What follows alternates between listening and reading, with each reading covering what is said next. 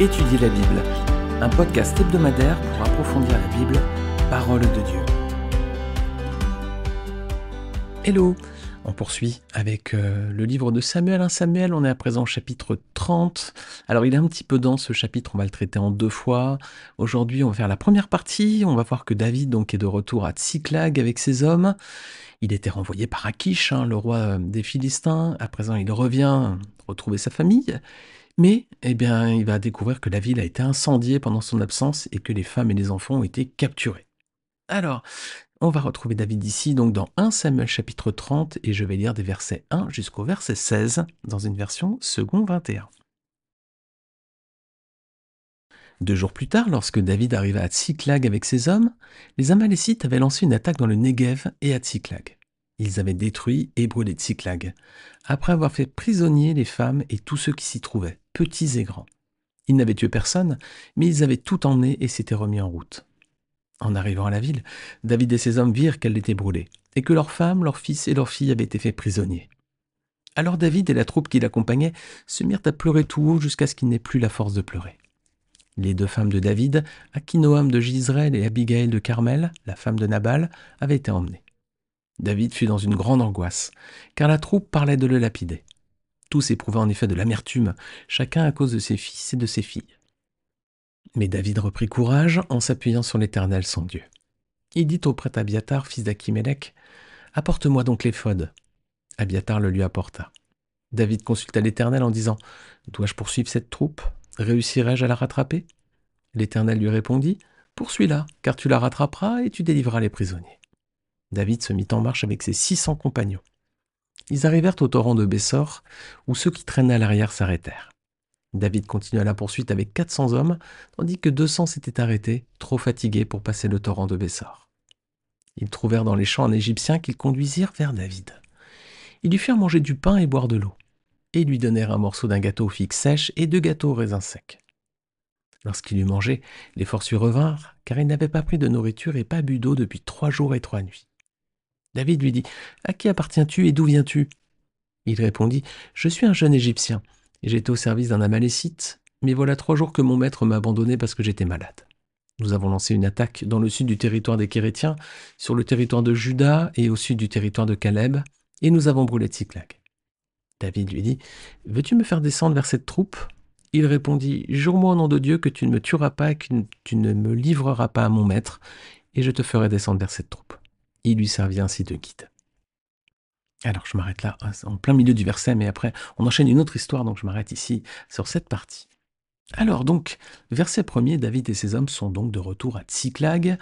Donc on voit que le trajet a duré 2 jours, c'est long, et peut-être que c'est la raison pour laquelle certains hommes sont fatigués, ils sont épuisés, parce qu'ils ont peut-être fait une partie du trajet à pied. Alors je ne sais pas vraiment les moyens de locomotion à l'époque, est-ce que tout le monde avait un cheval ou pas? Je ne sais pas, en tout cas peut-être que s'ils ont fait une partie à pied, ils étaient quand même bien éprouvés. Alors, surprise, ils découvrent que la ville a été ravagée par les Amalécites. Alors ce peuple était un ennemi ancien d'Israël. Le combat entre Israël et les Amalécites, c'était ancien. Notamment déjà dans le désert. Lorsqu'Israël était dans le désert à sa sortie d'Égypte, il y avait déjà eu un combat. Et c'était alors les premiers faits d'armes d'un jeune homme qui deviendra le successeur de Moïse, c'était Josué. On peut lire Exode 17, versets 8 à 16. C'est peut-être une histoire que vous connaissez. Les Amalécites vinrent combattre Israël à Réphidim. Alors Moïse dit à Josué, « Choisis-nous des hommes, sors et combats les Amalécites.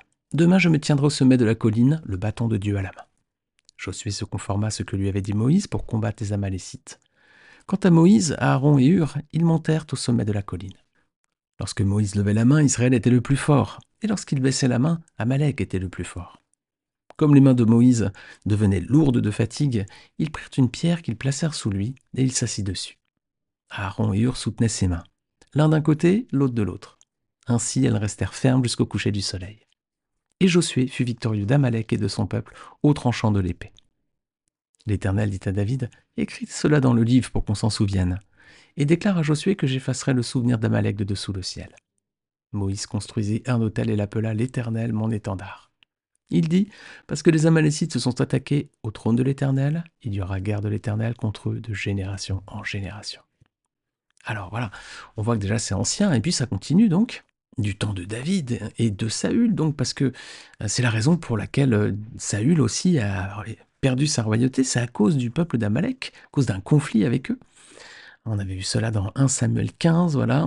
Saül avait désobéi, hein, notamment parce qu'il avait laissé la vie sauve au roi Agag, et l'Éternel donc lui avait retiré la royauté. Alors on peut relire ce passage, donc 1 Samuel 15, on va lire à partir du verset 1er. Samuel dit à Saül, c'est moi que l'Éternel a envoyé pour te consacrer par onction comme roi sur son peuple, sur Israël. Écoute donc les paroles prononcées par l'Éternel. Voici ce que dit l'Éternel, le maître de l'univers. Je me souviens de ce que les Amalécites ont fait à Israël lorsqu'ils lui ont barré le chemin à sa sortie d'Égypte. Va maintenant frapper les Amalécites, vouer à la destruction tout ce qui leur appartient. Tu ne les épargneras pas et tu feras mourir hommes et femmes, enfants et bébés, bœufs et brebis, chameaux et ânes. Et donc ensuite le peuple et Saül vont épargner les meilleures parties du troupeau et ils vont épargner aussi le roi Agag. Et donc c'est ce qui va déchoir Saül de la royauté en Israël. Vous pouvez relire donc 1 Samuel 15 si vous le souhaitez dans le détail. Alors c'est également contre ce peuple d'Amalek que David faisait régulièrement des razzias, celles qui cachaient donc au roi Akish. Alors on voit ça dans 1 Samuel 27, verset 8. David et ses hommes montaient et faisaient des raids chez les Guéshuriens, les Guérziens et les Amalécites. Ces nations habitaient la région depuis l'Antiquité du côté de Shur et jusqu'en Égypte. Alors c'est peut-être justement en représailles que les Amalécites se sont attaqués à Tsiklag, donc la ville où demeurait David et ses hommes.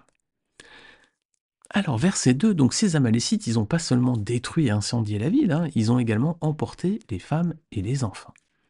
Alors toutefois, ils les ont emmenés vivants sans tuer personne.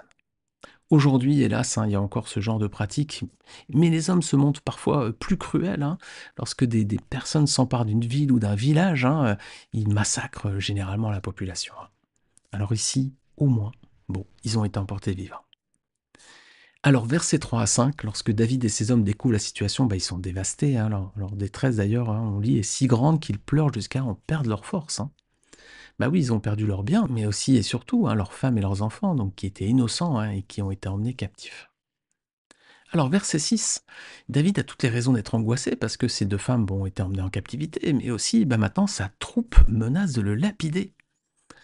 Et oui, visiblement, ils éprouvaient de l'amertume, voilà, c'est ce que dit le texte. Pourquoi? Parce que David, il avait emmené avec lui tous les hommes, il avait laissé personne pour défendre la ville et les familles. Et ça, c'était vraiment une erreur stratégique quand même. Comment il a pu partir sans laisser des soldats, là, une partie de sa troupe pour protéger la ville, et notamment les femmes et les enfants. Alors c'est une vraie erreur stratégique, et ça montre qu'en s'éloignant de Dieu, David avait également perdu un peu de sa sagesse. Il était clairement imprudent de laisser la ville toute seule à la merci des brigands. Alors voilà, David paye donc amèrement les conséquences de son éloignement d'avec Dieu. Mais verset 6, David va se ressaisir. Et regardez bien quelle est la raison pour laquelle il reprend courage. Eh bien, on lit que c'est parce qu'il s'appuie de nouveau sur l'Éternel, son Dieu. Alors, ouf, voilà, David reprend là des bonnes dispositions.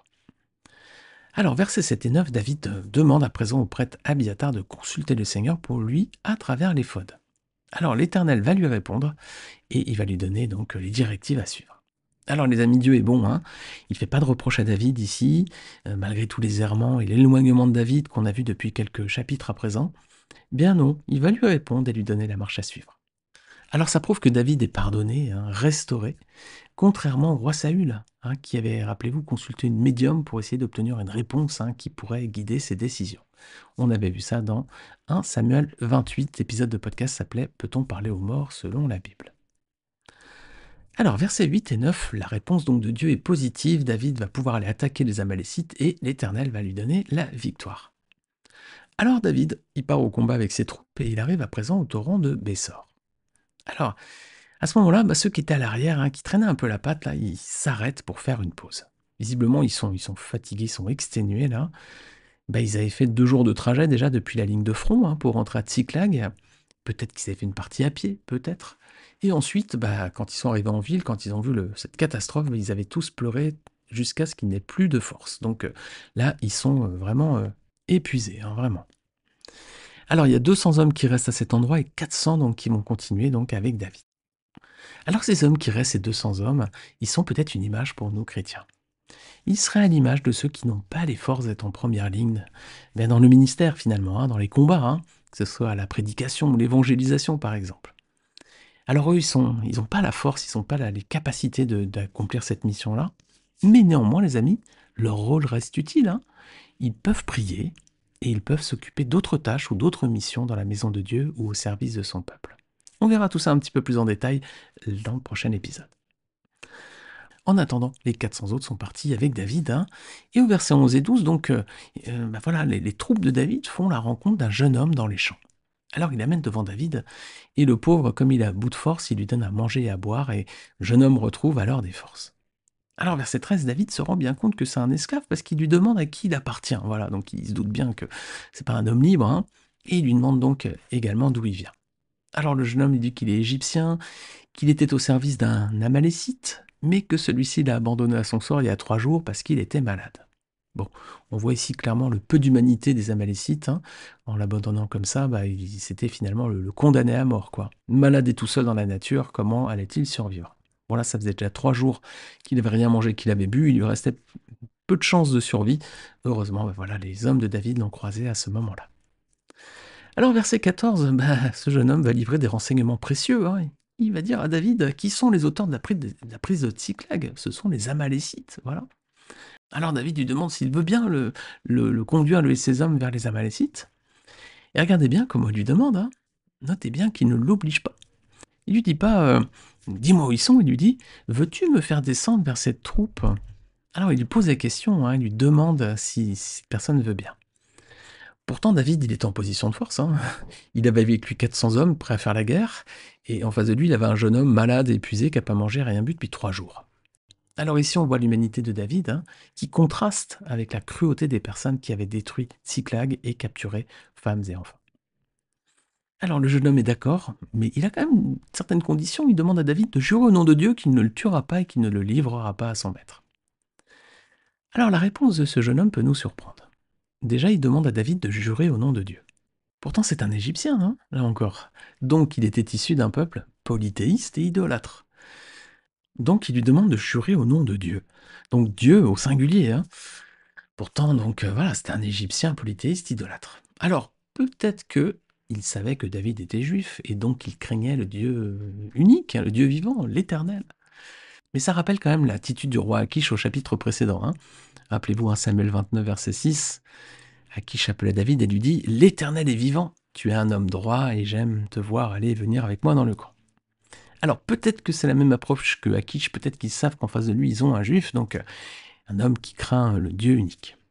Alors là encore, hein, David fait preuve d'humanité, il accepte effectivement, et le jeune homme va le conduire sur la piste des Amalécites. Alors là encore les amis, on pourrait peut-être voir une image, une allégorie. Maintenant que David est revenu à Dieu, il est pardonné, restauré, hein. Dieu reprend la relation avec lui, il répond à ses demandes, donc David reprend les attraits d'un type de Christ, parce que David est un type de Christ, on avait vu ça dans 1 Samuel 16, et puis aussi 1 Samuel 23. Regardez bien la situation. Le jeune homme est un Égyptien. Et dans la Bible, l'Égypte, ça représente le monde, hein. Alors ça veut dire que ce jeune homme, finalement, il est sorti du monde et puis il s'est éloigné du péché. Regardez avec moi Éphésiens 2, verset 2. Quant à vous, vous étiez morts à cause de vos fautes et de vos péchés, que vous pratiquiez autrefois, conformément à la façon de vivre de ce monde, conformément au prince de la puissance de l'air, de l'esprit, qui est actuellement à l'œuvre parmi les hommes rebelles. Donc on a ici un jeune homme égyptien, donc ça représente le monde. C'est aussi un esclave. Et oui, quand on est dans le monde, on est esclave, esclave du péché. Voilà, c'est la situation de tout homme qui n'est pas à Christ. Romains 6, verset 6. Nous le savons, l'homme ancien qui est en nous a été fixé à la croix avec lui, pour que le corps du péché soit réduit à rien, et qu'ainsi nous ne soyons plus esclaves du péché. Alors ce jeune homme égyptien, esclave, et puis il est également malade, il est affamé, il est assoiffé. Il n'est pas en bon état, hein. C'est l'état du pécheur finalement, lorsqu'il arrive devant Christ, hein, il est vraiment en sale état aussi. Alors cet homme était également au service d'un Amalécite, et son maître l'a abandonné alors qu'il était souffrant. Alors cet Amalécite, ça pourrait représenter finalement le diable, hein. Le diable, une fois qu'il a pris tout ce qu'il avait à prendre chez quelqu'un, il abandonne ses proies, hein, lorsqu'il les a menés au bout d'eux-mêmes. Les amis, combien de détresse, de vies brisées, parfois de suicides, hein, de vies détruites chez ceux qui se sont donnés corps et âme au monde qui les entoure. Combien, les amis? Alors c'est dans cette situation, à ce moment-là, que les hommes de David font sa rencontre. Alors les hommes de David, ils pourraient peut-être représenter les serviteurs de Dieu, c'est-à-dire les chrétiens, et ils vont lui donner donc de la nourriture, donc du pain et de l'eau dans un premier temps. Et ça va lui permettre de retrouver des forces. Alors ce pain et cette eau, finalement ça symbolise la personne de Christ, hein, qui est suffisante pour donner la vie à ceux qui se confient en lui. Jean 6, 35. Jésus leur dit, je suis le pain de vie. Celui qui vient à moi n'aura jamais faim, et celui qui croit en moi n'aura jamais soif. Voilà, ici on a l'image peut-être des hommes de David, donc les chrétiens qui vont finalement donner à cet homme ce dont il a besoin pour retrouver des forces et retrouver la vie. Donc à présent, cet homme est présenté à David. Alors David, donc dans ce cas, c'est une représentation, bien qu'imparfaite, mais une représentation quand même de Jésus-Christ. Et quelle est sa réaction? Il a compassion de lui, il est bon, il lui impose rien, et il lui fait grâce. Et bien à présent, voilà, on voit ce jeune homme qui est sauvé, voilà, il a retrouvé la vie, il est libre et il ne retournera pas vers son ancien maître. Alors ce jeune homme pourrait être donc une belle image du pécheur sauvé par la bonté du Seigneur et Sauveur Jésus-Christ. C'était un jeune homme qui était fatigué, épuisé, qui était vraiment très proche de la mort, et sa rencontre avec un homme va lui permettre de revenir à la vie. Et c'est cette image qu'on peut retrouver aussi dans Matthieu 11, versets 28 à 30. Regardez, Seigneur Jésus dit, « Venez à moi, vous tous qui êtes fatigués et courbés sous un fardeau, et je vous donnerai du repos. Acceptez mes exigences et laissez-vous instruire par moi, car je suis doux et humble de cœur. Et vous trouverez le repos pour votre âme. En effet, mes exigences sont bonnes et mon fardeau léger. » Voilà, quelle belle image les amis. Alors David, il va à présent retrouver la trace des Amalécites. Il y a une violente bataille maintenant qui va avoir lieu pour récupérer les biens et libérer donc les femmes et les enfants captifs. Et c'est ce qu'on va voir donc la semaine prochaine.